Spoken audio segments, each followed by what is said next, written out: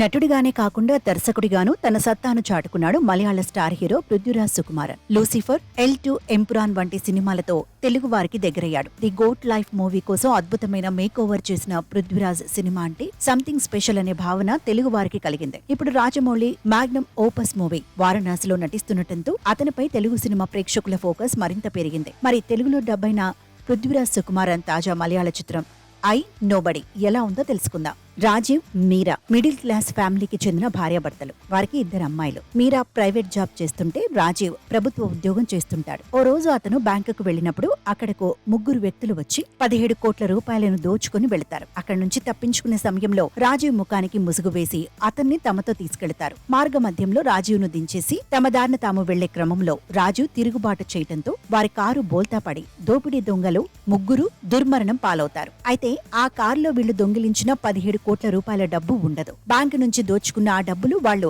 ఎక్కడ పెట్టారో తెలుసుకోవడానికి పోలీసులు రంగంలోకి దిగుతారు. వాళ్ల అనుమానం రాజీవ్ మీద పడుతుంది. అతను కూడా దోపిడీ దొంగల బృందానికి చెందినవాడేమోనని అనుమానంతో ఇన్వెస్టిగేషన్ పేరుతో అతన్ని మానసిక హింసకు గురిచేస్తారు. అప్పటి వరకు నోబడీగా ఉన్న రాజీవ్ ను ఈ సొసైటీ ఎలా ట్రీట్ చేసింది? 17 కోట్ల దొంగగా ముద్రపడిన అతనితో ఎవరెవరు ఎలా ప్రవర్తించారు? నడి రోడ్డు మీద అతన్ని ఎలా వెంటాడి వేటాడే ప్రయత్నం చేశారు? చివరకు ఈ నోబడీ వ్యవహారం రాష్ట్ర రాజకీయాలను ఎలా కుదిపేసింది అనేది మిగతా సినిమా. పైకి బ్యాంక్ రాబరీ ఇన్వెస్టిగేటివ్ డ్రామాగా కనిపించిన ఐ నోబడీలో చాలా లేయర్స్ ఉన్నాయి. దోచిన డబ్బు ఎలా మాయమైందనేది ఒక లేయర్ అయితే, దానికి సహకరించిన వ్యక్తులకు సంబంధించిన అగచాట్లు మరో లేయర్. విడాకుల వరకు వెళ్లిన రాజీవ్, మీరా పర్సనల్ ఇష్యూస్ ఇంకో లేయర్ కాగా, దోపిడీ దొంగగా రాజీవ్ మీద బలమైన ముద్ర వేసి సమాజం ముందు అతన్ని దోషిగా నిలబెట్టే మీడియా వైఖరి మరో లేయర్. కూతురు కిడ్నాప్ డ్రామాతో ఈ కథకు ఫుల్ స్టాప్ పెట్టాలని రాజీవ్ భావించినా అది మరో మలుపు తీసుకోవడం ఆసక్తికరంగా ఉంటుంది. సినిమా క్లైమాక్స్ కు వచ్చేసరికి అందరి దృష్టిలోనూ తప్పు చేయని మనిషిగా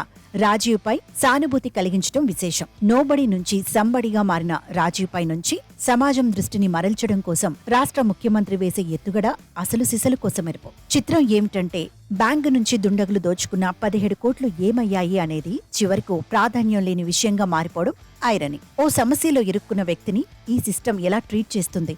అతన్ని మీడియా, ప్రభుత్వం ఎలా కార్నర్ చేస్తాయి? ఆ వ్యక్తి సమస్యను అడ్డం పెట్టుకుని తమ స్వార్థ ప్రయోజనాలను కొందరు వ్యక్తులు ఎలా నెరవేర్చుకోవాలనుకుంటారు అనే దాన్ని దర్శకుడు నిషం బషీర్ ఆసక్తికరంగా తెరకెక్కించాడు. బ్యాంక్ రాబరీతో మొదలయ్యే ఈ సినిమా ఓ ట్రెజర్ హంట్ గా మారడం బాగుంది. అయితే ద్వితీయార్థంలో ఓ వ్యక్తిని ఈ సిస్టమ్ ఎలా టార్చర్ చేస్తుందనే అంశానికి దర్శకుడు ప్రాధాన్యం ఇవ్వడంతో నిదానంగా గ్రిప్ సడలిపోయింది. అలా ముందుకు సాగి చివరకు ఓ పొలిటికల్ డ్రామాగా దీన్ని దర్శకుడు ముగించాడు. దాంతో ప్రేక్షకులు కొంత అసహనానికి గురవుతారు. పైగా సినిమా ప్రారంభం నుంచి చివరి వరకు పోరాట సన్నివేశాలతో నిండిపోవడం కూడా చికాకు తెప్పిస్తుంది. హీరో హీరోయిన్లుగా నటించిన పృథ్వీరాజ్ సుకుమారన్, పార్వతి తమదైన సహజ నటనతో ఆకట్టుకున్నారు. పృథ్వీరాజ్ కు ఇలాంటి పాత్రలు చేయడం కొట్టిన పిండే. కాకపోతే మాస్ ఆడియన్స్ ను ఆకట్టుకునే క్రమంలో అవసరానికి మించిన యాక్షన్ సీన్స్ ను పెట్టారు. పార్వతి తిరుబోతు ఇప్పటికే దూత వెబ్ సిరీస్ ద్వారా తెలుగు వారికి సుపరిచితరాలు. మీరా పాత్రలోని సంఘర్షణను ఆమె చక్కగా పోర్ట్రేట్ చేసింది. వారి పిల్లలుగా నటించిన వారు మెప్పించారు. ఇతర ప్రధాన పాత్రలు పోషించిన వారెవరూ